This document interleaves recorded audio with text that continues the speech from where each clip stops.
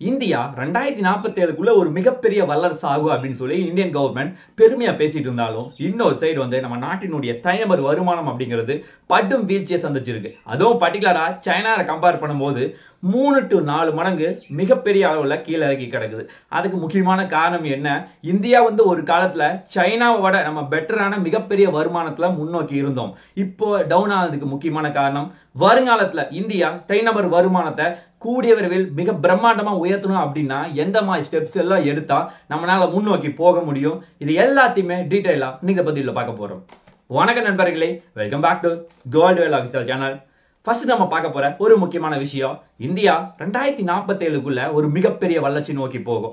அதுவும் பர்டிகுலரா China, US இவங்க எல்லாத்தையுமே பீட் பண்ணி நம்ம ஒரு மிகப்பெரிய வல்லரசு நாடா மாறுவோம் அப்படின்னு சொல்லி நிறைய ப்ரிடிக்ஷன் வந்து சொல்றாங்க. வேர்ல்டு பேங்க் ஆகட்டும், அதே மாதிரி IMF ஆகட்டும், நிறைய வந்து அறிக்கையை விட்டுட்டே இருக்காங்க.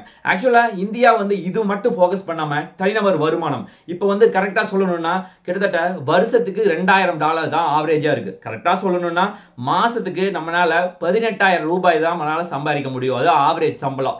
இது வந்து இந்தியா நாட்டுல 140 கோடி மக்கள் தொகை இருக்கு. இது எல்லா பக்கம் ஈவனா இருக்கு அப்படின்னு கேட்டா நிச்சயமா கிடையாது. அதாவது நிறைய பக்கம் 5000 6000 சம்பளம் வாங்கிட்டு இன்னும் வந்து ஸ்ட்ரகிள் பண்ணிட்டு இருக்காங்க. ஆக்சுவலா IMF வந்து இப்ப என்ன சொல்றாங்கன்னா 2047க்குள்ள இந்தியா வந்து இந்த $2500 அப்படிங்கறத வருங்காலத்துல $20,000 இந்தியா வந்து மாத்தணும். அப்படி மாத்தினா ஒரு மிகப்பெரிய வல்லரசு நாடா மாறும் அப்படின்னு சொல்லி ப்ரெடிக்ட் பண்றாங்க. ஆக்சுவலா இது வந்து உலகத்துல ரொம்ப ரொம்ப டிஃபிகல்ட்டான சிச்சுவேஷன். ஏன் அப்படின்னா ஒரு நாடு வந்து டெவலப் ஆகணும்னா பெரிய பெரிய பிசினஸ் மேன், அதுவும் பர்டிகுலரா அதானி, அம்பானி, பெரிய பெரிய பிசினஸ் மேன்ஸ் அவங்க சேர்ந்தாங்கன்னா இங்க பெரிய லெவல்ல டெவலப் பண்ணிட முடியும் இந்தியாவை. ஆனா தனிநபர் வருமானத்தை பெருக்கிறது அப்படிங்கிறது ரொம்ப சிக்கலான காரியம் தான்.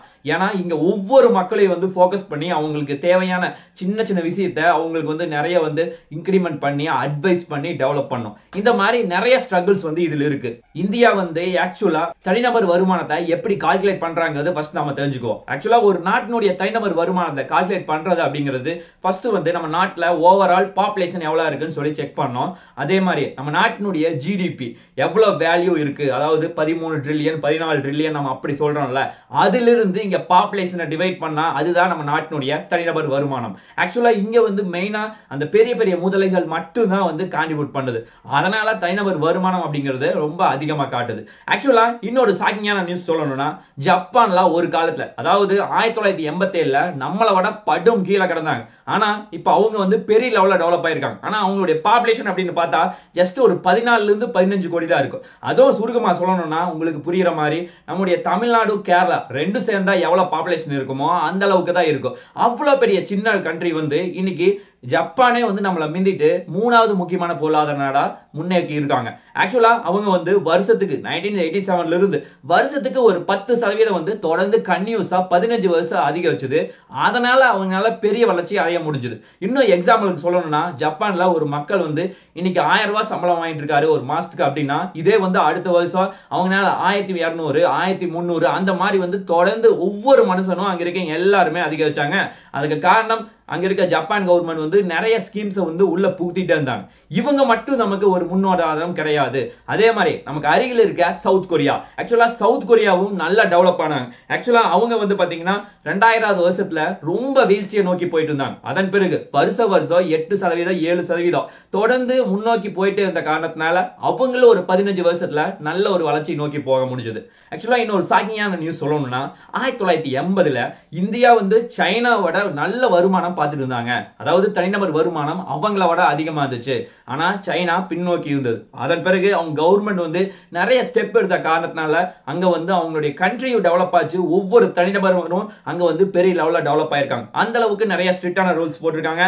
ஆக்சுவலா இப்போ இன்னும் கரண்ட் சிச்சுவேஷன்ல சொல்லணும்னா இந்தியாவினுடைய எக்கனாமி ஜஸ்ட் $2.3 ட்ரில்லியன் தான். ஆனா சைனா வந்து $17.69 ட்ரில்லியன். அவ்வளோ பெரிய வளர்ச்சி நோக்கி அவங்க முன்னாடி போயிருக்காங்க. ஆக்சுவலா இந்தியா வந்து இந்த வளர்ச்சி முன்னோக்கி போகாததுக்கு முக்கியமான காரணம் அப்படின்னு பார்த்தா நம்ம இங்க வறுமை மட்டும் தான் சொல்ல முடியும். ஏன் அப்படின்னா வறுமை அப்படிங்கிறது கிட்டத்தட்ட ஒரு 10 வருஷத்துக்கு முன்னாடி 15% இருந்தது. ஆக்சுவலா நம்ம நாட்டு பாப்புலேஷன்ல 15% வறுமையில் இருந்துச்சுன்னா எப்படி டெவலப் ஆக முடியும்? அதனால அதுக்கப்புறம் கவர்மெண்ட் வந்து நிறைய ஸ்டெப் எடுத்தாங்க. இப்போ கரண்ட் சிச்சுவேஷன் 2025ல அரௌண்ட் 5% பாவர்ட்டி இருக்கு. ஆனா நமக்கு அருகில் இருக்க சைனாவை பாத்தீங்கன்னா அவங்க 2020 வரைக்கும் ஒரு மிகப்பெரிய வறுமையில மக்கள் வந்து 10% மேல இருந்தாங்க. ஆனா சைனா கவர்மெண்ட் என்ன பண்ணிருக்காங்க, நிறைய நல்ல நல்ல திட்டத்தை அவங்களுக்கு கொடுத்து இன்னைக்கு 2021-22 போது கரண்ட் சிச்சுவேஷன்ல அங்க வறுமையில எந்த ஒரு மனுஷனுமே கிடையாது. அங்க தனிநபர் வருமானம் அப்படிங்கிறது படுபயங்கரமா அதிகரிச்சிருக்கு அப்படின்னு சொல்றாங்க. ஆக்சுவலா இன்னும் சுருக்கமா சொல்ல போனா சைனாவினுடைய தனிநபர் வருமானம் அப்படிங்கிறது கிட்டத்தட்ட $12,164 ஒரு வருஷத்துக்கு. அந்த அளவுக்கு அவங்க மிகப்பெரிய வளர்ச்சி நோக்கி போயிருக்காங்க. அதுவும் பர்டிகுலரா 2010க்கு அப்புறம் வருஷத்துக்கு வந்து 2.7 டைம் அளவுக்கு மிகப்பெரிய வளர்ச்சி, அதாவது 3 மடங்கு வருஷம் அவங்க டெவலப் ஆயிட்டே இருந்திருக்காங்க. அந்த அளவுக்கு அவங்களுடைய முன்னேற்றத்தை சைனா கவர்மெண்டோ தனிநபர் மக்களோ அந்த நாட்டுக்கு கான்ட்ரிபியூட் பண்ணிருக்காங்க. அதுதான் ஒரு நிதர்சனமான உண்மை. இந்தியால தனிநபர் வருமானத்தை மேம்படுத்தணும் அப்படின்னா கவர்மெண்ட் ஆகட்டும் தனிநபர் மக்கள் ஆகட்டும் எல்லாமே இங்க கான்ட்ரிபியூட் பண்ண வேண்டும். அதுவும் பர்டிகுலரா கவர்மெண்ட் வந்து கான்ட்ரிபியூட் பண்ண வேண்டிய ஃபர்ஸ்ட் முக்கியமான விஷயம் என்னன்னா இன்ஃப்ராஸ்ட்ரக்சரை டெவலப் பண்ணியே ஆகணும். அதாவது இங்க நிறைய பகுதியில் ரோடே இல்லாம இருக்கு. அந்த மாதிரி பகுதியில் ரோடு வந்து ரொம்ப ஹை கிளாஸா போடணும், ட்ரெயின் போடணும், ஹார்பர் உருவாக்கணும். இந்த மாதிரி நம்ம தொடர்ந்து பண்ணிட்டு இருந்தாவே ஈஸியா வந்து ஒவ்வொரு சிட்டியும் டெவலப் ஆயிரும், ஒவ்வொரு வில்லேஜும் டெவலப் ஆயிரும். அது வந்து தனிநபர் வருமானத்தை மேம்படுத்துறதுக்கு ஒரு முக்கியமான உதவியா இருக்கும். அதே மாதிரியே ரெண்டாவது முக்கியமா பண்ண வேண்டியது என்னன்னா இங்க நிறைய பேர் வந்து ஜாப்ஸ் இருக்கும், ஆனா ஹை கிளாஸ் வேல்யூ இருக்காது. அதாவது சேலரி வந்து ரொம்ப ரொம்ப கம்மியா இருக்கும். அந்த மாதிரி ஜாபுக்கு பதிலா ரொம்ப ஹை வேல்யூடான ஜாப் எல்லாம் இருக்கும், அங்க வந்து சேலரி ரொம்ப அதிகமா இருக்கும். அந்த மாதிரி ஜாப்பை கண்டுபிடிச்சு அதுக்கு ஒர்க் பண்ணாவே எளிதில் முன்னேற முடியும். அதே மாதிரியே மூணாவது முக்கியமா பண்ண வேண்டியது என்னன்னா இங்க நிறைய பேர் வந்து புதுசா ஸ்டார்ட் அப் கம்பெனி ஓபன் பண்ணணும். ஏன்னா இங்க நிறைய பேர் வந்து ஒர்க்குக்கு மட்டும்தான் போறதுக்கு இன்ட்ரெஸ்ட் காட்டுறாங்க. புதுசா ஒரு ஸ்டார்ட் அப் கம்பெனி ஓபன் பண்றதுக்கு ரொம்ப ஸ்ட்ரகிள் பண்றாங்க. அந்த மாதிரி இடத்துல கவுன்சிலிங் வந்து நிறைய கொடுத்து ஸ்டார்ட் அப் கம்பெனி ஓபன் பண்ணணும். அதே மாதிரி இங்க என்டர்பிரனர்ஸ்க்கு வந்து நிறைய வந்து ஹெல்ப் பண்ணா கவர்மெண்ட் ஈஸியா வந்து டெவலப் ஆகும். அந்த மாதிரி வந்து நிறைய ஸ்கீமை வந்து மேம்படுத்தணும். அதே மாதிரியே நான்காவது முக்கியமா பண்ண வேண்டியது என்னன்னா இங்க வந்து புதுசா ஒரு ஜாப்ஸோ அல்லது புதுசா ஒரு கம்பெனியோ வந்து நீங்க ஓபன் பண்ணணும் அப்படின்னு நினைக்கிறீங்கன்னா இங்க வந்து ரூல்ஸ் அண்ட் ரெகுலேஷன் ரொம்ப ரொம்ப ஜாஸ்தியா இருக்கு. அதை வந்து கொஞ்சம் கண்ட்ரோல் பண்ணாவே எளிதா வந்து அவங்களுக்கு உதவியா இருக்கும். அதே மாதிரியே இந்தியா வந்து எப்பவுமே இங்க இருக்க சின்ன சின்ன கம்பெனியோட காம்படேட் பண்ணாம உலகத்துல இருக்க பெரிய பெரிய கம்பெனியோட ஒவ்வொரு ஸ்டார்ட் அப் கம்பெனியும் காம்படேட் பண்ணாவே இந்தியா ஈஸியா டெவலப் ஆயிரும். அதே மாதிரியே இன்னொரு முக்கியமான விஷயம் என்னன்னா கவர்மெண்ட் பண்ண வேண்டியது இங்க இம்போர்ட்டை குறைச்சிட்டு எக்ஸ்போர்ட்டை அதிகம் பண்ணணும். எக்ஸ்போர்ட்டை அதிகம் பண்ணணும்னா இந்தியால நிறைய புது ஸ்டார்ட் அப் கம்பெனி உருவாக்கி அவங்க வந்து மேம்படுத்தி, அதாவது எக்ஸ்போர்ட் யாரெல்லாம் பண்றாங்களோ அவங்களுக்கு வந்து கவர்மெண்ட் வந்து சப்சிடி கொடுத்தா மட்டும்தான் ஈஸியா வந்து டெவலப் ஆக முடியும். இந்தியால இன்ஃப்ராஸ்ட்ரக்சர் மட்டும் பிரச்சனை கிடையாது, இங்க தனி மனுஷனுடைய டெவலப்மெண்ட் ரொம்ப ரொம்ப முக்கியமான பிரச்சனையா இருக்கு. ஆக்சுவலி இங்க எல்லாத்துக்கும் சரிசமமா எஜுகேஷன் கிடைக்கா அப்படின்னு சொல்லி கேட்டா நிச்சயமா கிடையாது. இங்க எஜுகேஷன் தான் ரொம்ப ரொம்ப ஸ்ட்ரகிள் ஆகுது. அதனால எல்லாத்துக்கும் தரமான கல்வி கொடுக்கணும். இங்க கல்வி மட்டும் பிரச்சனை கிடையாது. இங்க ஒரு மனுஷன் வந்து ஒரு பக்கம் வேலைக்கு போயிட்டு இருக்கானா அவனுக்கு வந்து எல்லா ஸ்கில்ஸும் இருக்கா அப்படின்னு சொல்லி கேட்டா நிச்சயமா கிடையாது. அதனால ஸ்கில்ஸ் டெவலப் பண்ண வேண்டிய ஒரு கட்டாயத்துல இங்க இந்தியா இருக்கு. அதை டெவலப் பண்ணா தான் பெரிய லெவல்ல இந்தியாவை முன்னேற்ற முடியும். அதே மாதிரியே இன்னொரு முக்கியமான விஷயம் என்னன்னா இங்க மக்கள் எல்லாத்துக்கும் ஹெல்த் ரீதியா ஏதாவது பிரச்சனை இருக்கா அப்படின்னு சொல்லி கேட்டா நிறைய பேருக்கு இருக்கு. அதனால கவர்மெண்ட் வந்து இதுக்கு முன்னாடி வந்து ஒவ்வொருங்களுக்கு வந்து ஸ்பெஷல் கேம்ப் போட்டு அவங்களுக்கு இந்த ஹெல்த் ரீதியா எல்லா பிரச்சனையும் வந்து தீர்த்தா மட்டும்தான் அவங்க வந்து தொடர்ந்து வந்து கம்பெனிக்காகவோ அல்லது அவங்களுக்காகவோ உழைக்க ஆரம்பிப்பாங்க. அதே மாதிரியே இன்னொரு முக்கியமா பண்ண வேண்டியது என்னன்னா இங்க கவர்மெண்ட் வந்து எல்லா வேலையும், அதாவது கேர்ள்ஸ் ஆகட்டும் பாய்ஸ் ஆகட்டும், ரெண்டு பேருக்கும் ஈக்குவலா கொடுக்கணும். ஈக்குவலா கொடுக்கிறது மட்டும் இல்லாம அதிகாரத்திலையும் ஈக்குவல் கொடுக்கணும். ஆக்சுவலா ஒரு மேனேஜர் வந்து மென்ஸா இருக்கானா இன்னொரு மேனேஜர் கேர்ள்ஸா இருக்கணும். இந்த மாதிரி வந்து ஈக்குவலா இருந்தா மட்டும்தான் இது பெரிய லெவல்ல டெவலப் ஆகிறதுக்கு ரொம்ப உதவியா இருக்கும். இது மட்டும் பிரச்சனை கிடையாது. இன்னொரு முக்கியமான பிரச்சனை இந்தியால ஜாப்ஸ் வந்து எல்லாமே டவுன்ஸ் ஏரியால மட்டும்தான் இருக்கு. வில்லேஜ் ஏரியால பெரிய லெவல்ல கிடையாது.